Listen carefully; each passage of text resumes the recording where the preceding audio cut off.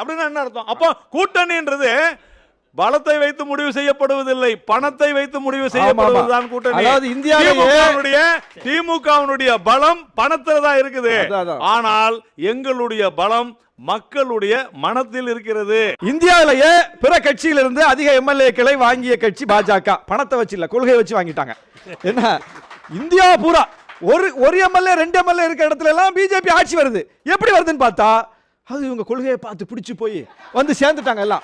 ஏன் கொள்கையை பிடிச்சவன் அந்த கட்சியில போய் சேர்ந்து சீட் வாங்கி நின்னுல எம்எல்ஏ இருக்கணும், வேற கட்சியில எம்எல்ஏ ஆனவன் பிஜேபியில போய் சேர்றான். கொத்தா போய் சேர்றான். 10 பேர் 20 பேர் 30 பேர் 40 பேர்.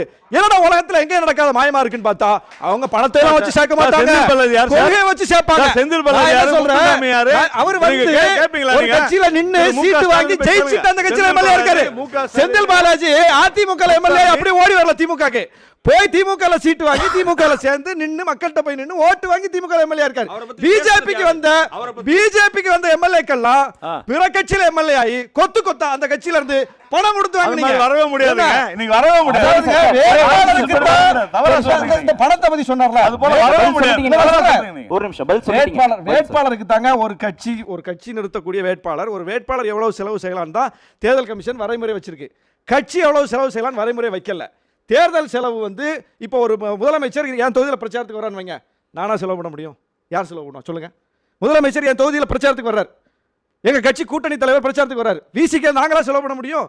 திமுகவுடைய பிரச்சார கூட்டத்தை திமுக தலைவர் வந்து பங்கேற்கிற கூட்டத்தை விசிகேவால் ஏற்பாடு பண்ண முடியுமா? அந்த வலிமை எங்களுக்கு இருக்கா?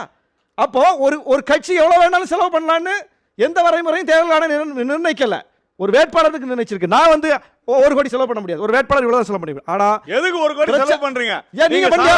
இந்தியாவிலேயே தேர்தல் செலவை அதிகம் செலவு செய்த கட்சி பிஜேபி.